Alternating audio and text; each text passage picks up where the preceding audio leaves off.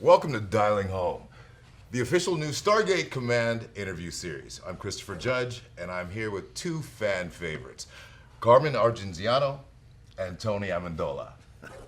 Jacob/Selmack and Master Braytac. Welcome. Great to be here. It is so great to see you guys again. It's been far, far too long. Yeah, it has been. You know, before we start talking about Stargate, let's kind of just talk about how you guys actually got into acting and what led you to acting and kind of who some of your influences were. Well, you know, it all started at juvenile court. No, really. I had no interest in acting. I had a really regular blue-collar sort of life. I grew up in the East, in Connecticut, New Haven, sort of a mill town during its downward slope. But I fell into college, and that's where I fell into acting. They needed men. I literally stumbled into it. And probably the biggest influence beyond that, because that happens to a lot of people. It was social. It was about meeting women, but mainly it was about trying to find a place to put my energy and my youth, my uncertainty, my panic, my everything, my humanity into a box. And as we know, acting will absorb anything. It will absorb all of us. But the other thing I want to say, just really quickly, is I was lucky enough to grow up in New Haven. And because I had done no high school theater or any of those things, my first exposure to theater was at Long Wharf in Yale Rep. So I got to see Christopher Walken as a young stage actor, John Cazale, John Lithgow, Meryl Streep as a student. Wow. So that's what I was absorbing when, I was thinking, oh, what is this acting thing? And so I was really, really lucky. And only then, after you've been rejected enough time by women, that you realized, hey, this acting thing is actually sort of interesting, and it made me a hugely better student, because all of a sudden I had a hunger for life. It wasn't just about being 19, right. And it really had an effect on me. So I then went and got training. And then continued, and that's how I fell into it. That's awesome. Wonderful, Anthony. What's with Jafar Spear here? I'm a Tok'ra. What's going on? Well, I was more concerned with making Tony feel at home. That's right. Of course. It is fully loaded, too.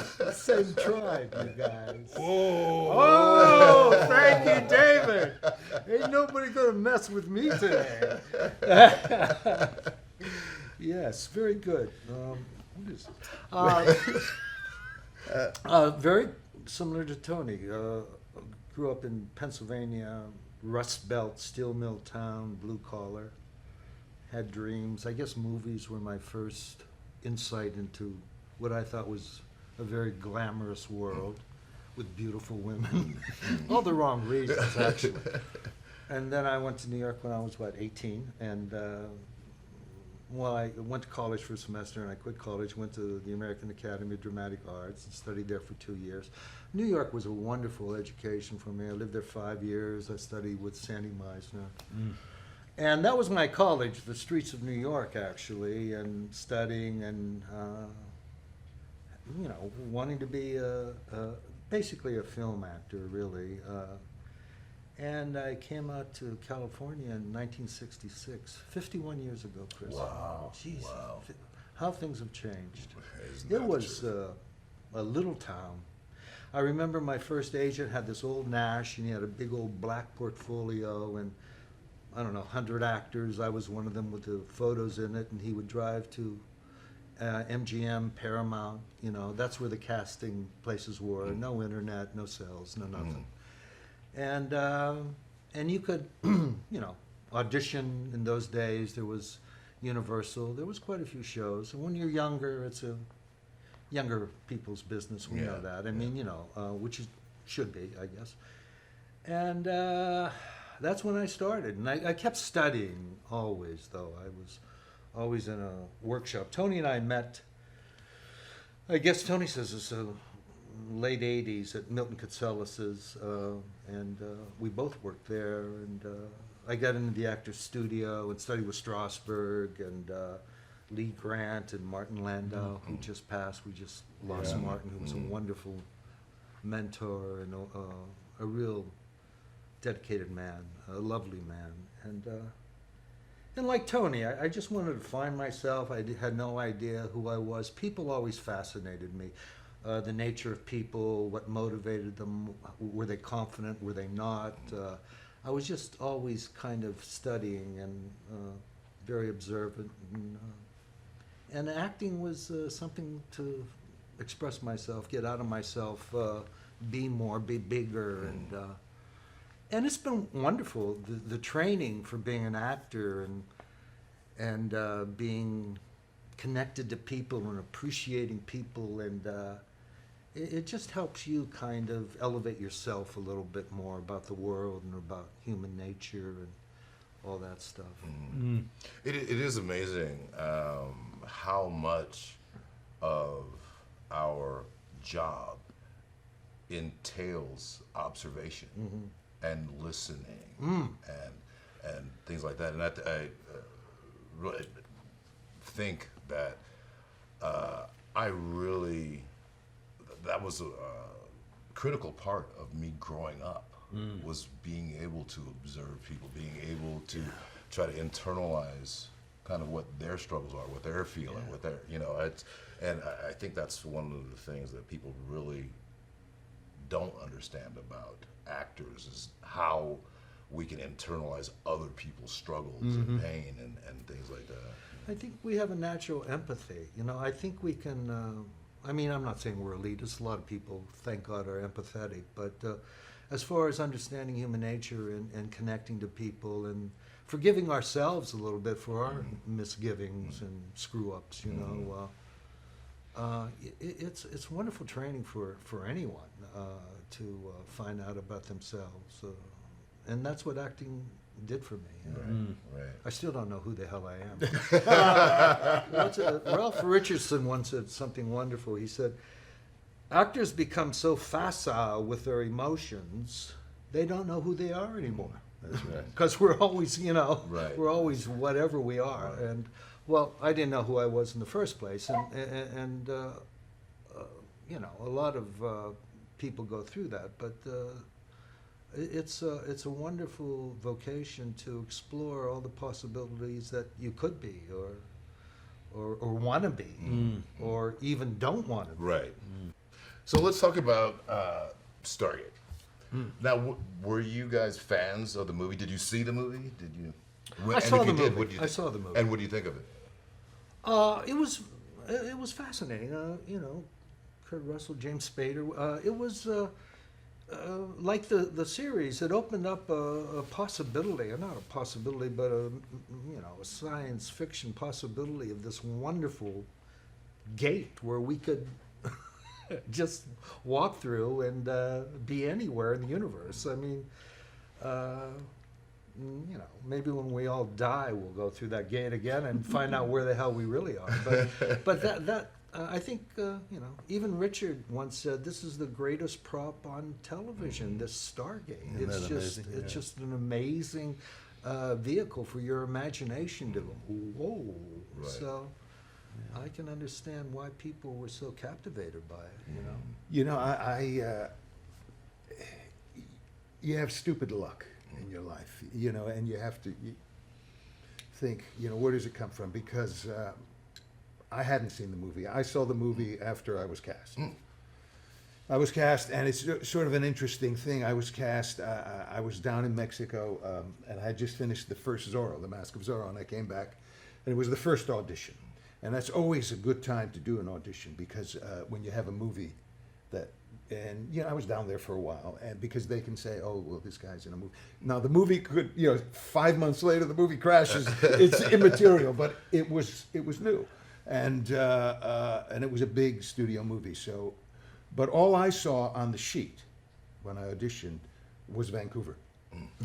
Because my wife and I went through Vancouver, and we'd had a wonderful time there. And all I thought about was, if I get this job, I get to go to Vancouver, and that's and work, and it was so bizarre. So then I watch the movie. I think, okay, that's great, and then I do the audition. I get the job. Now I realize, now I'm looking at really the specifics of the character. I had glanced, there wasn't, and I prepared very hard for it. I didn't treat it casually. I really was prepared for this audition. And then I realized, oh my God, he's 133 years old. And I'm thinking, well, there goes my mornings in Vancouver. I'm going to be on set at 4:30 in the morning, right? That's it, So I go in, I do the costume, wardrobe thing, and that makes sense because I'm absorbing. We don't know who this character is. And if you can listen and see, Christine was the designer. Christine McCoy, yeah. I see, because we go in very confident. If we're cocky, we have no idea. I mean, this is a new character I'm trying to figure out. And I see. Okay, I can get this. And I almost sneak out, and they grab me just before I get in the wagon and says, "Jan Newman wants to see you. Makeup key." And I'm thinking, that's it. I'm going to be here at 4:30 in the morning. It's just going to be this and that. I mean, my vacation is shot. I actually have to work. And I walk in and I say, Jan says hi. I say hi. I'm doing braid tack, and she looks at me very carefully, looking at my face, and then she goes, "You'll be fine." And she sends me home, and now I'm insulted. But anyway, I mean, so that was my first contact with Stargate, and I had seen the movie and really enjoyed the movie. I thought it was really, really good. And I was really curious because I thought, wait a minute, Kurt Russell, this works really, really well for a movie, the sense of that pain and that, but you can't sustain something. Right.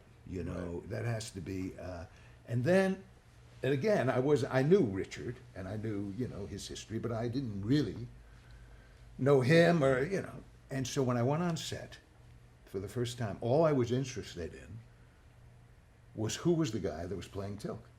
Because I knew that was my world. The SG-1, who cares about them? My hook, who I cared about, was this guy. So, and you guys were doing something, and I forget, and someone has mentioned it to me. You guys were doing something, and I arrived, and I then walked past to meet you. And, and Richard being the number one, it was like as if I was coming up to pay homage to Richard. And I walked right by, right up to Chris, and then, and then I tell this story to this day. We probably said 4 words, and all I did was look in the eyes, and he looked at me a long time, and I knew it was going to be fine. And then I went and shook Richard's hand and said, "Thank you very much." I remember that scene. Because most actors, out of deference and about experience in the business, you kind of have to pay homage to number one. Yeah. I thought you might return in time for your boy's ceremony, teal'c. Brave, but unwise. If you were awaiting my return, perhaps there are others. Others don't know you as I do. But I expected you to come alone. They are friends. Colonel O'Neill, Captain Carter, Daniel Jackson, warriors of great skill and cunning. teal'c, that's... My first teacher, Braytak, the greatest Jaffa master I have ever known. I remember that scene when you walked by him. I was in shock. And so when I was looking at you, it played like there was a deep understanding, and I was just like, holy crap, you just walked by Rick and didn't acknowledge him. That's right. And I was like, he gets it. That was so funny. That was a funny moment. Yeah. Excellent. Yeah, funny. But, And now, so for you to play the duality of Jacob and Selmac. Now, how did you get to that, and how did you find that line of demarcation between those two characters, and was it difficult to find it? No, actually, it wasn't. It was more of a technical kind of transition that I think Peter had told me that, from going from Jacob to Selmac, there was just a physical thing of picking up my head and becoming Selmac. The duality with the general and the warrior and very nationalist, very American, very whatever, Jacob Carter, and the sagacious Selmac, the wisdom of the world, and you just let your imagination go there, and it kind of takes you in that place. It was I who requested the assignment. Selmac. Nice to see you once again, Captain Carter. Likewise. So let me ask you the same question. Your father has an unresolved issue here on your planet, and frankly, it's beginning to irritate me. Mark. Yes, your father's a proud man. He refuses to seek out your brother and mend their relationship. Yeah. Well, Mark isn't exactly rushing into my father's arms either. Even when we thought Dad was going to die, he wouldn't take my call. It hurt your father deeply when his son didn't come to him on his deathbed. Now, why would it hurt? As far as I was concerned, the kid wasn't my son anymore. It didn't hurt a bit. Of course, Selmac's voice was all digitally done and everything, and I didn't think that was that difficult. I don't know how effective it was, but it wasn't. It didn't take a whole lot of, But I got to tell the story about Tony. I don't think he'll mind. But Oh, please, when Tony please. was doing Zorro, big movie, Anthony Hopkins, Catherine Zeta-Jones. Yeah. and it was a big movie, big part, and it was your first real movie. Yeah, really. So he's working, I think, on location with Anthony Hopkins and. I know the story you're going to tell. Banderas, yeah. So he comes to the hotel, I guess, one night, and there's this manila envelope for Anthony. It says, "Anthony, would you please read this script and let me know if you're interested?" And Tony thought to himself, wow, my first movie? Is this how Hollywood works? This is wonderful. They're already offering me movies? And the next day, I think, he finds out it was intended for Anthony Hopkins. The movie was Meet Joe Black. That was the Oh, script. wow. The script for Meet Joe Black ended up in my hotel room. Wow. Funny. The vagaries of this business. And all you can do is laugh. I mean, I was like, oh, I get it. Okay. You just got it. That's wonderful. I've never told him that story. I've never told. Had you heard that story before? No, Yeah. I've never heard a story before. And I'd love to tell that story to Anthony Hopkins. It's out now. At some point, because I don't know Yeah, that would be wonderful. if he. Well, I remember when we cast you, because this never actually happens anymore. They actually searched for Braytac, and that they weren't having a lot of luck. And I forget who it was that came and said, "We found Braytac. We found Braytac." And I said, "Oh, who is it?" And he said, "I'm not sure who that is." "See Zorro?" "Yes." "And do you remember?" "You got him." So there's, there was this great sense of anticipation, and we actually didn't meet before that first scene. So when I'm telling you, like, first of all, I was, in awe and on pins and needles anyway, and then when you did that, I was like, yeah, you got the right, you got the right guy. Now you touched on, Carmen, how long you guys have known each other. Yeah. There's a great story. Now, in Vancouver, the Sutton Place Hotel is where we were all encamped for the entire pilot, and then all of our guest stars stayed at the Sutton Place. You guys have a great story about the Sutton Tony, Place. you tell this. I told one about you. Well, at this point, because the show was successful, the production company eventually got apartments, and they were just great apartments. Marble floors. I mean, really terrific. And it was a crossover episode, and both Carmen and myself, and of course yourself, we were all in it, and were shooting. And in the past, when we were in the same episode, we'd go out to dinner, and just because we were in the same neighborhood, same area. But I get a call, and it was midday on a day off, and I get a call from Carmen, and I'm thinking, this is sort of Sort of, but it's nice. He says, "Can I come over? Come over. I just want to, I want to, just it's good to see you. I'm glad you're." So I said, "Oh, Greg, so come over." And he chats with me for about a minute and says, "Hold on a second." And I watch him go into my kitchen, go under my bathroom. Go under the basin, sink area, and just sort of reaching in. And I'm thinking, what is he? He's like a plumber on the side now. What is he? Just an apprentice sort of thing? Is he? And I'm just watching this puzzle, and he, of course, pulls out some magical, a magical substance. Let's just say that. And I realized that that's why he's come over to this. He wouldn't go across the border with her or anything like that. But it was just right there. And I thought that I would get this apartment when I came back, but Tony got the apartment. He was a little higher on the list than for the apartments. I was downstairs in a studio or something.